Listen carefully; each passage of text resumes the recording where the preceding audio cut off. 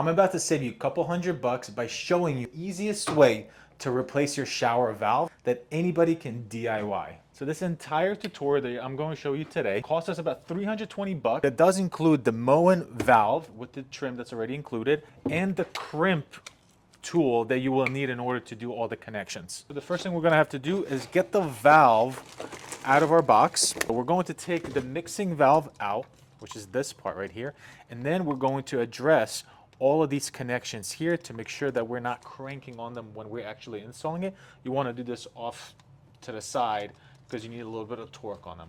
So here are all the crimp pieces, fittings, all the fittings that you're going to need for your valve. So we're going to need a piece like this, and this is what's going to go to our shower head up, and all of these are 1/2-inch pieces.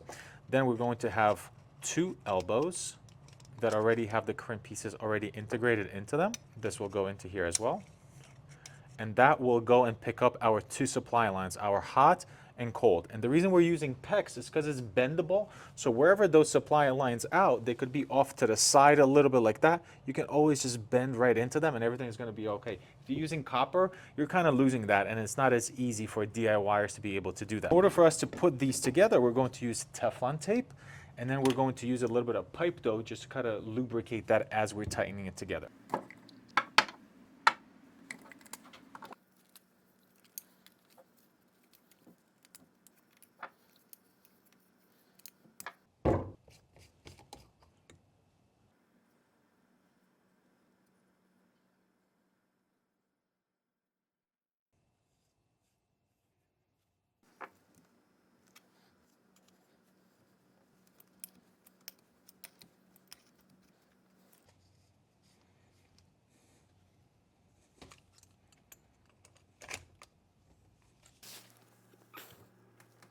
So now our valve is ready. So this is going to go to our shower head. This is going to go to our hot pipe, and then this is going to go to our cold pipe. 2 holes in the back that you see right here is what we're going to use in order to secure this to the back block that we have inside our shower. I have these 2-inch screws here that I'm going to put in right there, and that's going to hold really, really nicely. When you are putting this in, is that this cover that's going to go right here, you want to make sure that it's nice and level and plumb. If it's a little bit skewed off like that or like this, when you're going to put the trim on top of it, it's going to screw that up as well, because then your trim is going to be a little crooked, so then your handle is going to look a little crooked.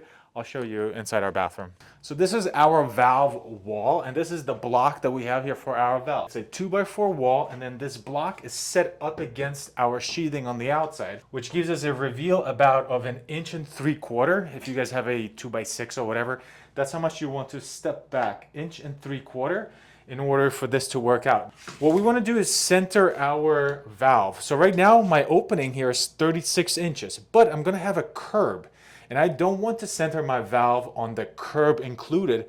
So I'm going to subtract the curb, which is about 4 inches. So then we have 32, divide that in half. We're looking at 16. Because when I'm standing in the middle of my pan, subtracting the curb, is 16. Because if I put that in the middle of the entire shower itself, which would be about 18, when I'm standing, the whole thing is going to feel a little bit off center. That's why we're putting it at 16. Same thing for our shower head. We're going to make sure that we're putting that at 16 as well. When it comes to the heights for us, my valve is going to be at about 50 inches from the subfloor, because then once my pan is in and everything else is in, it's going to be about 48 inches off of the finished floor. And then for our shower head, I personally like the shower head to be nice and tall, so I'm going to put it at about 84 inches.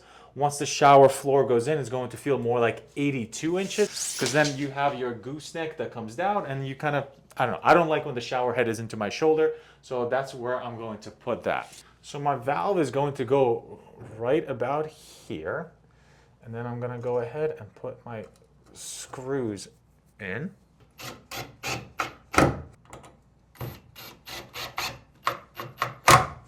And here's what I meant by when we're going to put this cover back on. This right here is nice and plumb. If you guys look at it right now, come on this side, look at it, you see that it needs to pitch back just a little bit, which means I'm going to crank on this screw a little bit more.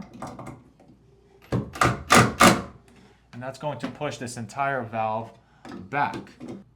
And you see that that's nice and level. So that's what you want to make sure, or plumb, whatever. So next we're going to install the shower head drop ear. That's a piece that looks like this. 3 simple screws. Again, if you're a little bit shorter, definitely don't put it this high. Again, we have nice tall ceilings here, so I'm going to put it as high as I comfortably feel. That makes sense. But if you are of a smaller build, you don't need to.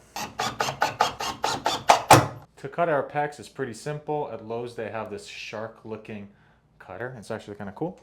I've made my measurement. I'm just going to put that over that mark, pinch it a little bit, and then pull it this way. Just follow the arrows, and then it makes that cut. Super simple. So the system that we're going to use here, it's a crimp system by SharkBite. Basically, you get a bag of little rings like this, and they almost look like little wedding rings. Kind of looks like that. What's going to happen is we're going to put that over our pipe, and if it's a snug fit, you want to make sure that it's about 1/8 of an inch, just like that, 1/8 of an inch away from that edge. We're going to put it on that side. We'll put it on this side. If they slide too much and too easy, what you can do is just grab little channel locks and just give it a little squeeze, and kind of crimps them just a little bit. Don't overdo it. Just squeeze them a little bit. Now we can go ahead and put that inside our fittings. So I'm going to start with my top one and then push that in all the way. And when you get to the bottom one, all you have to do is just kind of bend it out, and then it goes in like this. And I like to have a little snug kind of tension on it, or pressure on it, on those fittings. And just double check that this is about 1/8 of an inch away and it's snug up against that fitting. It means you're good to go. Then you get your crimper over it, and all you're doing is just squeeze, it locks. I just kind of do it again, and that is nice and crimp. You can see how this got squeezed. So this one I'm going to loosen up just a little bit, because I need to make sure that the crimp tool can get around this fitting. Once, twice. And the last thing to finish off this fitting right here is to put in this 1/2 inch test plug, which has this rubber washer at the top here to make sure no water comes in. And you do want to make sure you're using this and not anything else. Well, one, this is like $1.50, so it's very cheap. Just hand tighten this, and then that should be good. Then in regards of how far do you have to step back here, I go about 1 inch. You just want to make sure that this brass fitting at the end, once you have your waterproofing installed here, it is underneath your tile. That's the biggest thing. You just don't want it to be sticking out. All right, so far, we're pretty good with our valve. We have our shower head done. We're doing pretty well. Even the pros will say, hey, nothing I can say about that, until we take out these. So these are SharkBites. The pros hate them because I believe you successfully installing this is very easy as a DIYer versus a bad solder joint. So what we're going to do is just put our SharkBites on here. You'll feel it kind of snap in like that. I give it a little twirl, make sure that it's all the way in. Then one more. It goes halfway, and then it goes all the way in. A little twirl to make sure that that ring there is nice and good. So I'm going to start with my cold pipe. Cold is on the right, hot is on the left. I'm going to start with my cold pipe, attach that in, and again, I want to feel that go deeper all the way, give it a little twist. And then I'm going to go to my top fitting here. When it comes to the top fitting, you want to make sure that with SharkBites, you don't want to have any tension on them. You want to have compression on them. So I'm going to measure them a little bit longer, and then when I'm going to fit them in, they're going to be kind of pushing down on that fitting. So my perfect measurement to the top of this fitting, or to the bottom of this whatever area, is right here. But I'm going to add another 1/4 of an inch right there, and that's where I'm going to go ahead and use this little tool and cut it.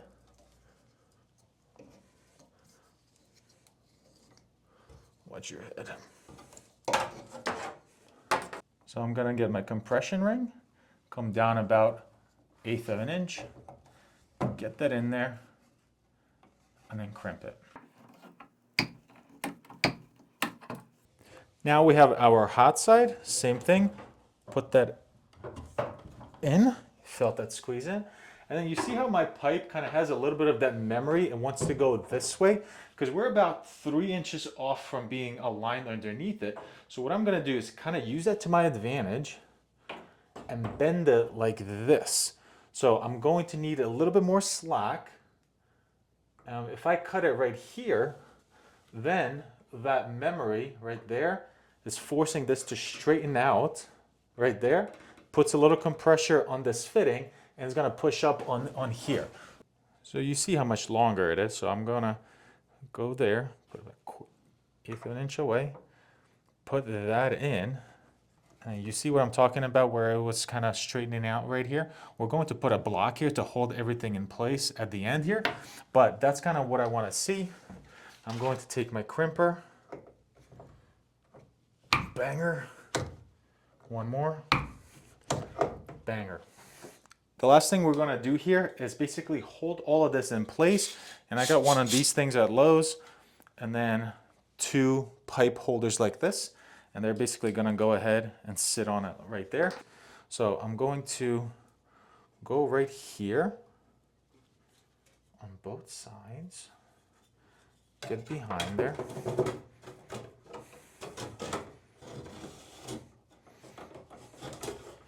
Tight squeeze. I'm gonna get behind there, go about right over here. And then you can bend these back out right here. Then I'll secure these and then we'll work on this.